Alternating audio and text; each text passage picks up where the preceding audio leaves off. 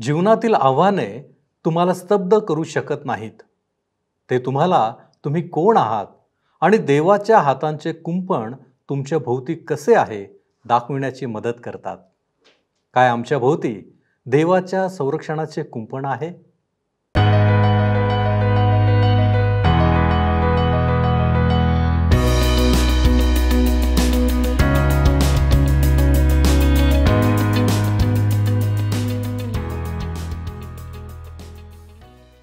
प्रभू येशू ख्रिस्ताच्या मधुर नावात आपणास सलाम.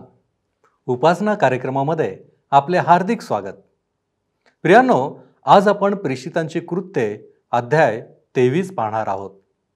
त्यामध्ये आपण प्रामुख्याने देवाची तरतूद आणि पौलाचे संरक्षण पाहतो. वास्तविक पाहता 40हून अधिक यहुदी राष्ट्रवाद्यांनी न्यायसभेच्या मदतीने पौलाला मारण्याचा कट रचला. परंतु पौलाच्या भाच्याने हा कट ऐकला आणि नंतर पौलाच्या संरक्षणासाठी असलेल्या एका रोमन अधिकाऱ्याला त्याने कळवले. परंतु काय पौलाच्या भाच्याला पौलाला वाचविता आले? काय रोमन सरदाराने भाच्याचे म्हणणे ऐकले? याचा परिणाम काय झाला? या सर्व गोष्टी आज आपल्याला शिकायला मिळणार आहेत. तर मग चला प्रियांनो, आपण आपल्या अध्ययनाची सुरुवात करूया. श्रोत्यांनो, आज आम्ही प्रेषितांची कृत्ये ह्याच्या 23व्या अध्यायाची सुरुवात करीत आहोत. ह्या अध्यायाचा विषय आहे वरिष्ठ न्यायसभेपुढे पौलाचे बचावात्मक भाषण. आता ह्या ठिकाणी पौल एक कैदी असून कैसरिया येथे पाठविण्यात येणार होते, नंतर रोमकडे पाठविण्यात येणार होते. परंतु त्यापूर्वी तो 2 वर्षे तुरुंगात राहणार आहे. पौलाने देवाच्या इच्छेप्रमाणे केले किंवा नाही ह्या बाबतीत अनेक मतभेद आहेत. परंतु जसे जसे आम्ही आमच्या अध्ययनामध्ये पुढे जाऊ तसे तसे आम्हाला आढळेल की पौलाने जे काही केले ते देवाच्या इच्छेप्रमाणे केले.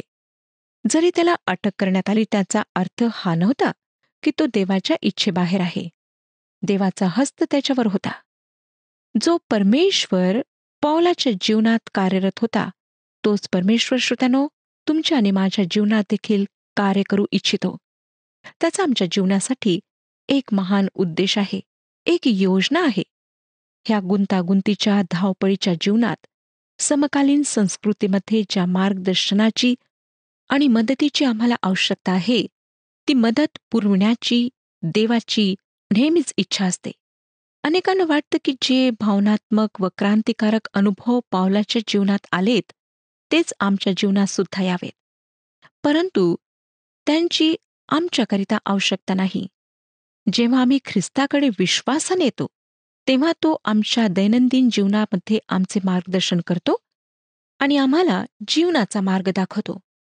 आता यहुद्यांची वरिष्ठ न्यायसभा जी धर्मनेत्यांची बनलेली होती त्यांना पौला संबंधाने ऐकायचे होते. पौल सुरुवातीलाच आपली वर्तणूक आणि आपण कोण आहे हे वरिष्ठ न्यायसभेपुढे सांगण्याचा निष्फळ प्रयत्न करतो. देव पौलाला धीर देतो.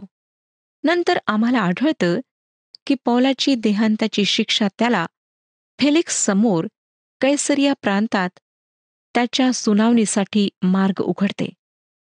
आता आपण वरिष्ठ महासभेपुढे पौलाचा बचाव कशा प्रकारे होणार ते पाहणार आहोत. 23वा अध्याय पहिली 2 वचने सांगतात. प्रेषितांची कृत्ये 23वा अध्याय 1 आणि 2 वचने. मग पौल न्यायसभेकडे स्थिर दृष्टी करून म्हणाला, बंधुजन हो, मी आजपर्यंत देवाबरोबर पूर्ण सद्भावाने वागत आलो आहे. तेव्हा प्रमुख याजक हनन्या ह्याने त्याच्याजवळ उभे राहणाऱ्यास त्याच्या तोंडात मारण्याची आज्ञा केली. पौल वरिष्ठ महासभेपुढे आहे. प्रमुख याजक व अधिकारी त्या ठिकाणी आहेत. प्रमुख याजकाचा उद्धटपणा किती भयानक आहे ते ह्या ठिकाणी आम्हाला पाहावयास मिळते. जोपर्यंत पौल काय सांगतो हे ऐकण्यास तो तयार होत नाही तोपर्यंत पौलाने बोलू नये अशी त्याची आज्ञा होती. 3रं वचन बघा. तेव्हा पौल त्याला म्हणाला, हे चुना लावलेल्या भिंती, तुला देव मारेल. तू नियमशास्त्राप्रमाणे माझा न्याय करावयाला बसला असता नियमशास्त्राविरुद्ध मला मारण्याची आज्ञा देतोस काय? रोमी कायद्यानुसार गुन्हा साबित झाल्याशिवाय कुठल्याही गुन्हेगाराला शिक्षा देण्यात येत नसे. त्या काळात रोमी कायदा हा खरोखरच योग्य न्याय देणारा आहे अशी लोकांची समजूत होती. असे असले तरी श्रोत्यानो, जे न्यायसभेचे अधिकारी असत त्यांच्यावरच न्याय अवलंबून असे. आज सुद्धा असेच आहे. आम्हाला आज कोणत्या गोष्टीची आवश्यकता आहे, तर ती म्हणजे मनुष्याचे अंतःकरण बदलण्याची. परिस्थिती किंवा पद्धती बदलण्याची आवश्यकता नाही. जोपर्यंत मानवाचे अंतःकरण बदलत नाही, तोपर्यंत आम्ही परिस्थिती कितीही बदलली, पद्धती कितीही बदलल्यात, तरी काहीच फायदा होणार नाही. जर मनुष्याचे अंतःकरण बदलेल, तर मग ह्या सर्व गोष्टी फायदेशीर ठरतील. जेव्हा प्रमुख याजकाने पौलाच्या तोंडात मारण्याची आज्ञा केली, तेव्हा पौल त्याच्या विरुद्ध फार कडक शब्दात बोलतो. जरी पौल नम्र व लीन पुरुष होता, तरी त्याच्यावर झालेला अन्याय त्याला सहन झाला नाही. तो त्याला चुना लावलेली भिंत असे म्हणतो. पौलाला न्यायशास्त्राची चांगली माहिती होती. 4 वचन बघा, 23 अध्याय 4 वचन. तेव्हा जवळ उभे राहणारे म्हणाले, तू देवाच्या प्रमुख याजकाची निंदा करीतोस काय? तो प्रमुख याजक आहे हे पौलाला माहिती नव्हते. पौलाचे परिवर्तन होण्याआधी तो स्वतः परुषी होता व यरुशलेममध्ये तो राहत होता. कदाचित दृष्टी मंद झाल्यामुळे त्याला चांगले दिसत नसावे. 5 वचन बघा, पौलाने म्हटले, बंधुजन हो, हा प्रमुख याजक आहे हे मला ठाऊक नव्हते, कारण तू आपल्या लोकांच्या अधिकाऱ्याविरुद्ध वाईट बोलू नको असे शास्त्रात लिहिले आहे.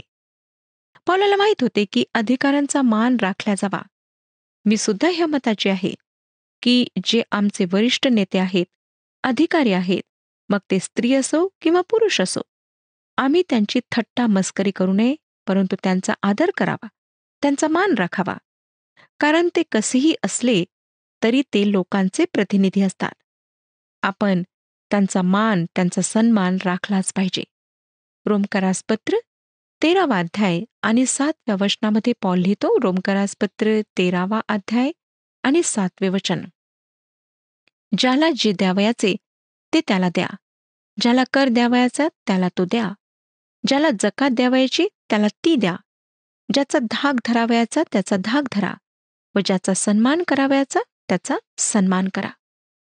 हे फार मनोरंजक आहे की नीरो हा रोमी राज्यासनावर असताना पौलाने असे लिहिले, कारण आम्हाला इतिहास सांगतो की नीरो हा एक मूर्ख माणूस होता. 23 अध्याय 6 वचन मी आता आपणाकरिता वाचत आहे. प्रेषितांची कृत्ये 23 अध्याय 6 वचन. तेव्हा त्यांच्यामध्ये एक भाग सद्दुकी व एक भाग परुषी आहे हे ओळखून पौल न्यायसभेमध्ये मोठ्याने म्हणाला, बंधुजन हो, मी परुषी व पुरुषांचा पुत्र आहे. आमची आशा व मेलेल्यांचे पुनरुत्थान ह्या संबंधाने माझी चौकशी होत आहे. पौलाबद्दल अधिक माहिती आम्हाला मिळते. त्याचे वडील परुषी होते. बहुतेक करून तो श्रीमंत व प्रतिष्ठित घराण्यातला होता. 2 पक्षातील मतभेदाचा उपयोग पौल स्वतःचा बचाव करण्यासाठी करीत आहे. ह्या ठिकाणी येशूच्या पुनरुत्थानासंबंधी काहीच संदर्भ नाही, परंतु परुषी मेलेल्यांच्या पुनरुत्थानावर विश्वास ठेवीत आणि त्यांना एक आशा होती. परंतु सदुकी मेलेल्यांचे पुनरुत्थान मानित नसत व त्यांना अशी आशा नव्हती. म्हणून पौल सदुकी आणि परुषी मूलतत्वांना मानणाऱ्या आणि स्वतंत्र मताच्या लोकांमधील ह्या धार्मिक वादविवादाचा आपल्या बचावासाठी उपयोग करून घेत आहे. 7 ते 9 वचने बघा, 23 अध्याय 7 ते 9 वचने. तो हे बोलत आहे तोच परुषी व सदुकी ह्यांच्यात भांडण लागून लोकात फूट पडली, कारण पुनरुत्थान नाही आणि देवदूत व आत्माही नाही असे सदुकी म्हणतात. परुषी तर ह्या दोन्ही गोष्टी मान्य करीतात. तेव्हा मोठी गडबड उडाली आणि जे शास्त्री पुरुषांच्या पक्षाचे होते त्यांच्यातून काही जण उठून तणतण करीत म्हणाले, ह्या माणसाच्या ठाई आम्हाला काही वाईट दिसत नाही.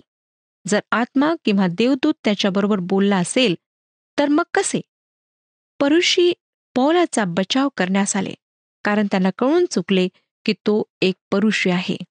10 वचन बघा, असे त्यांच्या जोराचे भांडण चालले असता ते पौलाला फाडून टाकतील असे भय वाटून सरदाराने शिपायांना हुकूम केला की खाली जाऊन त्याला त्यांच्यामधून सोडून गढीत आणावे.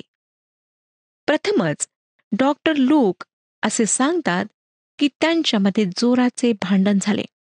कोणत्याही लोकसमूहाच्या बाबतीत इतक्या वाईट पद्धतीच्या भांडणाविषयी प्रेषितांची कृत्ये ह्या पुस्तकात दुसरीकडे इतरत्र कुठेही लिहिलेले आम्हाला पाहावयास मिळत नाही. वरिष्ठ महासभेपुढील जमाव फारच रागावलेला होता. पौलाचे जीवन धोक्यात होते. रोमन सरदार मध्ये पडतो व त्या क्रोधाने बेभान झालेल्या जमावापासून तो पौलाचे रक्षण करतो. आता 11वं वचन मी आपणाकरिता वाचत आहे. त्याच रात्री प्रभू त्याच्यापुढे उभा राहून म्हणाला, धीर धर. जशी तू यरुशलेमेत माझ्याविषयी साक्ष दिली तशी रोम शहरातही तुला द्यावी लागेल. ह्या ठिकाणी पुन्हा एकदा पाहावयास मिळते की यरुशलेमला जाण्याच्या बाबतीत पौल देवाच्या इच्छेबाहेर नव्हता. आता प्रभू त्याला सांगत आहे की ज्याप्रमाणे त्याने यरुशलेमेत देवाची साक्ष दिली त्याच प्रकारची साक्ष त्याला रोममध्ये द्यायची आहे. ही श्रोत्यानो देवाची पद्धती आहे. ह्यापूर्वी त्याला यरुशलेमेत अशा प्रकारे प्रभू येशूची साक्ष देण्याची संधी मिळालेली नव्हती. परंतु आता परमेश्वर त्याला रोममध्ये प्रभू येशूची साक्ष देण्याची संधी देत आहे. ही देवाची इच्छा आहे की त्याने रोमला सुद्धा जावे. लक्षात घेण्यासारखी गोष्ट म्हणजे पौलाच्या कृत्याला देवाने विरोध केला नाही.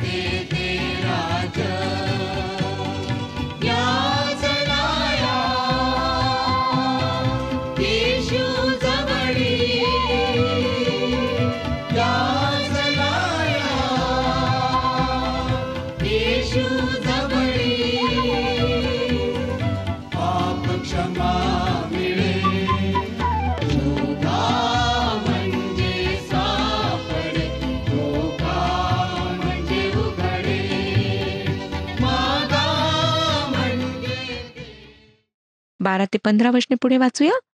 मग दिवस उगवल्यावर कित्येक यहुदी एकजूट करून शपथबद्ध होऊन म्हणाले, पौलाचा जीव घेईपर्यंत आम्ही खाणार पिणार नाही. हा कट रचणारे इसम 40हून अधिक होते. ते मुख्य याजक व वडील ह्यांच्याकडे येऊन म्हणाले, पौलाचा जीव घेईपर्यंत आम्ही अन्नाला शिवणार नाही. अशा कडकडीत शपथेने आम्ही आपणास बद्ध करून घेतले आहे. तर आता त्यांच्याविषयी आणखी काही बारकाईने विचारपूस करावयाची आहे. ह्या निमित्ताने त्याला आपणाकडे आणावे असे तुम्ही न्यायसभेतही सरदाराला समजवावे. म्हणजे तो जवळ येतो न येतो तोच त्याचा जीव घेण्यास आम्ही तयार आहोत. हा पौलाचा जीव घेण्याचा कट होता. परंतु देवाने पौलाला स्पष्टपणे सांगितले होते की त्याची पौलाकरिता वेगळी योजना आहे. त्याला रोमला जायचे आहे. पुढे 16 ते 18 वचने बघा. ते दबा धरून बसल्याचे पौलाच्या भाच्याने ऐकले आणि गडीत जाऊन त्याने पौलाला सांगितले. तेव्हा पौलाने एका शताधिपतीला बोलावून म्हटले, ह्या तरुणाला सरदाराकडे घेऊन जा, ह्याला त्यास काही सांगावयाचे आहे.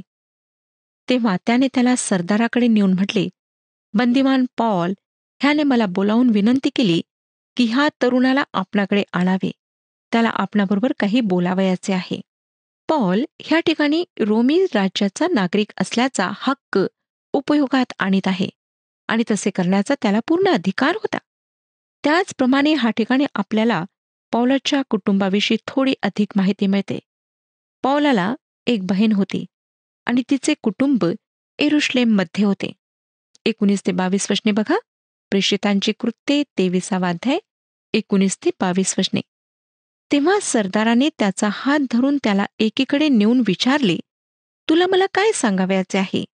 तो म्हणाला, यहूद्यांनी असा एकोपा केला आहे की पौलाविषयी आणखी काही बारकाईने विचारपूस करावयाच्या निमित्ताने त्याला उद्या खाली सभेमध्ये आणावे अशी आपणाला विनंती करावी. तर आपण त्यांचे ऐकू नका, कारण त्यांच्यापैकी 40हून अधिक माणसे त्याच्यासाठी दबा धरून बसली आहेत. त्यांनी शपथ घेतली आहे की त्याला जीवे मारीपर्यंत आपण खाणार पिणार नाही आणि आता ते तयार होऊन आपल्या संमतीची वाट पाहत आहेत. तेव्हा तू हे मला कळविले आहे हे कोणाला सांगू नको असे त्या तरुणाला बजावून सरदाराने त्याला निरोप दिला. अशा प्रकारे रोमी सरदाराला पौलाविरुद्धच्या कटाविषयी सावधान करण्यात आले. ह्या ठिकाणी श्रोत्यानो काही गोष्टी लक्षात घेण्याकरिता आपण थांबूया. माझ्या पाहण्यात असे आले आहे की काही लोक मनापासून आणि अर्थपूर्ण रीतीने असे म्हणतात की कितीही भयंकर आजार असोत, माझी देवावर श्रद्धा असली पाहिजे की देव मला कोणत्याही आजारापासून बरे करेल. श्रोत्यानो, जरी देवबाप आमचा महान वैद्य आहे, तोच आम्हाला बरे करणारा आहे, तरी तोच त्या आजारपणात आम्हाला वैद्य पुरवतो. डॉक्टरांना बुद्धी देणारा तोच आहे. अनेक लोक मला आढळतात की ते औषध घेत नाहीत आणि ते म्हणतात की आम्ही प्रार्थना करीत आहोत, आमचा विश्वास आहे आणि देव आम्हाला आरोग्य पुरवेल. पुष्कळदा त्यांच्या अशा मूर्खपणामुळे ते त्यांच्या जिवलग लोकांच्या प्राणाला मुकतात किंवा स्वतः त्याचा परिणाम भोगतात. आज आम्हाला बुद्धीने काम करायचे आहे. परमेश्वराच्या मार्गदर्शनामध्ये सर्व निर्णय घ्यायचे आहेत. पौल सूचना दिल्याबद्दल भाच्याचे आभार मानून त्याला घरी जाण्यास सांगणे पौलाला सोपे गेले असते. परंतु आम्हाला दिसतं की त्याने रोमन नागरिकत्वाचा फायदा घेतला. त्याने ह्या माध्यमाचा फायदा घेतला. देवाची हीच इच्छा असते की जे माध्यम त्याने करिता उपलब्ध केले आहेत त्यांचा आम्ही लाभ घ्यावा. ह्याचा अर्थ असा नाही की आमचा देवावर विश्वास नाही, परंतु आम्ही देवावर भरोसा ठेवून त्याच्या उद्देशांना पूर्ण करण्याकरिता या माध्यमांचा आणि मार्गांचा उपयोग करतो. आता आम्हाला दिसतं की पौलाला कैसरिया येथे पाठविण्यात येते. 23 वचन, 23 अध्याय 23 वचन. मग त्याने 2 शताधिपतींना बोलावून सांगितले, कैसरिया जाण्यासाठी 200 शिपाई, 70 स्वार व 200 भालेकरी प्रहर रात्रीच तयार ठेवा. शताधिपतीच्या हाताखाली 100 सैनिक असत आणि तो 100 सैनिकांचा प्रमुख असे. 24 वचन. आणि पाठाळे मिळवा, त्यावर पौलाला बसवून फेलिक्स सुभेदाराकडे सांभाळून न्या. हे वाचून असं वाटतं की काय हेच आहे काय ज्याला देवावरची श्रद्धा असे म्हणतात? ह्यात काही शंका नाही श्रोत्यांनो की असे सर्व घडत असताना पौल देवाच्या इच्छेच्या अधीन होता. ह्यावरून प्रदर्शित होते की पौल कोणत्या प्रकारच्या संकटात होता. रोमी सुभेदाराचे मुख्य केंद्र कैसरिया हे होते आणि काही विशिष्ट प्रसंगी ते येरुशलेमेत हलविण्यात येत असे, कारण पिलाताचे मुख्य कार्यालय येरुशलेमेत होते. रोमी येरुशलेमेत राहण्यापेक्षा कैसरिया प्रांतात राहणे पसंत करीत असत, कारण कैसरिया येथील वातावरण आणि हवामान चांगले होते. येरुशलेमेत फारच थंडी असे. पौलाला कैसरियाला पाठवून त्याची येरुशलेमेतील धोक्यापासून सुटका होणार होती. आता 25 आणि 26 वचने बघा. शिवाय त्याने अशा मजकुराचे पत्र लिहिले: महाराज फिलिक्स सुभेदार, ह्यास क्लौद लुसिया ह्याचा सलाम. त्या सुभेदाराने अशा आशयाचे पत्र लिहिले. त्या काळातील पत्र लिहिण्याची पद्धत ह्या ठिकाणी आम्हाला पाहायला मिळते. आजच्या प्रमाणे ते पत्रावर सही न करता आपले नाव पत्राच्या सुरुवातीला लिहित असत. 27 वचन. या मनुष्याला यहुद्यांनी धरले होते आणि त्यांच्याकडून त्याचा घात होणार होता. इतक्यात हा रोमन आहे असे कळल्यावरून मी शिपाई घेऊन जाऊन त्याला सोडविले. येरुशलेमेतील रोमन सरदाराची इच्छा होती की कैसरिया येथील सुभेदाराला माहीत व्हावे की तो आपले कर्तव्य बजावित आहे. तो रोमी नागरिकांचे रक्षण करीत आहे. पुढे 28 आणि 29 वचने. आणि ह्याच्यावर आरोप आणण्याचे काय कारण होते हे समजून घेण्याच्या इच्छेने त्याला त्यांच्या न्यायसभेत खाली नेले. तेव्हा त्यांच्या नियमशास्त्रातील वादग्रस्त गोष्टींसंबंधी त्याच्यावर काही ठपका आणला होता, परंतु मरणाची किंवा बंधनांची शिक्षा देण्याजोगा आरोप त्याच्यावर नव्हता असे मला दिसून आले. क्लौद लुसिया ह्याच्या पत्रावरून स्पष्टपणे दिसून येते की त्याला पौलाने काय अपराध केला हे समजू शकले नव्हते. त्यामुळे रोमन कायद्याप्रमाणे त्याला पौलाच्या ठायी काही अपराध आढळला नाही की ज्यामुळे पौलाला देहदंड व्हावा किंवा त्याला तुरुंगात ठेवण्यात यावे. आता 30 ते 32 वचने पुढे सांगतात: ह्या माणसाविरुद्ध कट होणार आहे अशी मला खबर लागताच मी त्याला आपल्याकडे पाठविले आहे. वादींनाही आपल्यासमोर खटला चालविण्यास सांगितले आहे. सुखरूप असावे. शिपायांनी हुकमाप्रमाणे पौलाला रात्रीस अंतिपत्रिसास नेले आणि दुसऱ्या दिवशी त्याच्याबरोबर जाण्यास स्वार ठेवून ते गढीत परत आले. ह्या ठिकाणी आम्हाला दिसतं की पौलावर आरोप ठेवणारे सुद्धा ताबडतोब कैसरिया प्रांतात वापस आलेत.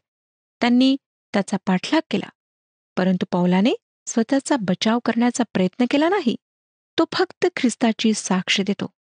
प्रभू येशूने पौलाला सांगितले होते की त्याला सुभेदार, अधिकारी आणि राजे ह्यांच्यासमोर त्याची साक्ष द्यायची आहे. आता पौलाला त्यांच्यासमोर आणण्यात आले आहे आणि आम्हाला दिसेल की कशा प्रकारे परमेश्वर प्रत्येक ठिकाणी त्याचे रक्षण करतो. ही देवाची कार्य करण्याची पद्धती आहे. पौल देवाच्या इच्छेच्या अधीन होता आणि पौलाद्वारे देव आपला हेतू साध्य करून घेत होता. श्रोत्यानो, आमच्या जीवनात सुद्धा परमेश्वर अशाच प्रकारे कार्य करतो. वर्तमान स्थितीत आम्हाला बरेचदा परमेश्वराची इच्छा, त्याची योजना आणि त्याचे उद्देश कळत नाहीत आणि तेव्हा आम्ही कुरकुर करू लागतो की देवा, आमच्या जीवनामध्ये असं का घडत आहे? का म्हणून आमच्या जीवनामध्ये संकटे येत आहेत, आजार येत आहेत आणि का म्हणून आम्हाला संघर्ष सोसावा लागत आहे? परंतु लक्षात घ्या श्रोत्यांनो, की जेव्हा आम्ही सर्व देवाच्या इच्छेच्या अधीन राहून पुढे वाटचाल करतो आणि देवाचे कार्य करतो, तेव्हा संकटे, आजार, दुःख आमच्यावर जरी येत असलेत तरी देवाचा त्यामध्ये महान हेतू असतो आणि देव आपल्या पद्धतीप्रमाणे त्याचा हेतू साध्य करून घेण्याकरिता त्या सर्व गोष्टींचा उपयोग करून घेतो. म्हणून जर आज आपण दुःख सोसत आहात किंवा संकटे आपणावर आहेत, आजार आहेत आणि आपणाला कळत नाही की आपल्या जीवनामध्ये असं का घडत आहे, तर देवाच्या चरणाशी जा आणि त्याला म्हणा, प्रभू, तू मला ह्या सर्व परिस्थितीचा सामना करण्याकरिता सामर्थ्य पुरव आणि मला कळू दे की तुझा माझ्या जीवनामध्ये काय उद्देश आहे, तुझा काय हेतू आहे, ही सर्व परिस्थिती माझ्या जीवनामध्ये का आहे. श्रोत्यानो, ज्या प्रकारे परमेश्वराने पौलाला ह्या सर्व परिस्थितीतून जाऊ दिले आणि त्याच्याद्वारे आपले गौरव करून घेतले, तोच परमेश्वर आज तुमच्या आणि माझ्या जीवनामध्ये सुद्धा कार्य करीत आहे.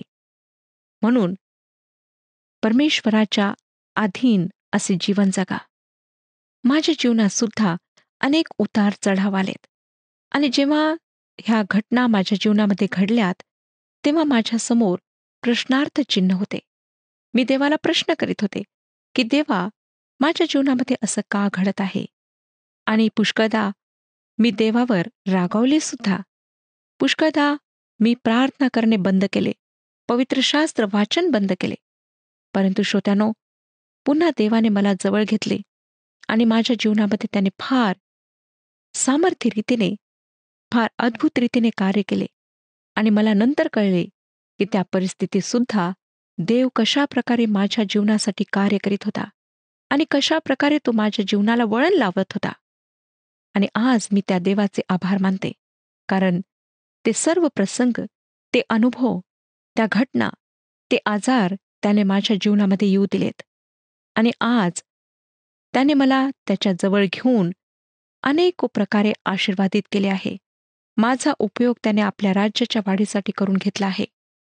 जर त्यावेळी मी देवापासून दूर गेले असते, तर श्रोत्यानो, आज जी सेवा देवाने मला दिली आहे ती मी करू शकले नसते. म्हणून मी देवाचे आभार मानते. देवाचे कार्य फार विलक्षण रीतीने आमच्या जीवनामध्ये होते. म्हणून श्रोत्यानो, निराश न होता परमेश्वराच्या हातात सर्व काही सोपवा, त्याच्या स्वाधीन रहा आणि त्याच्या अधीनतेमध्ये जीवन जगा. त्याची इच्छा जीवनामध्ये जाणून घ्या. त्याच्याच नावाचे गौरव करा आणि त्याच्याच नावाकरिता आपले जीवन जगा. परमेश्वर ह्या विषयात आपले मार्गदर्शन करो आणि आपणाला आशीर्वाद देव. हा कार्यक्रम आपणास आवडला काय? आता आम्हाला एक मिस कॉल करा आणि आपण पुढील विजेता होऊ शकता.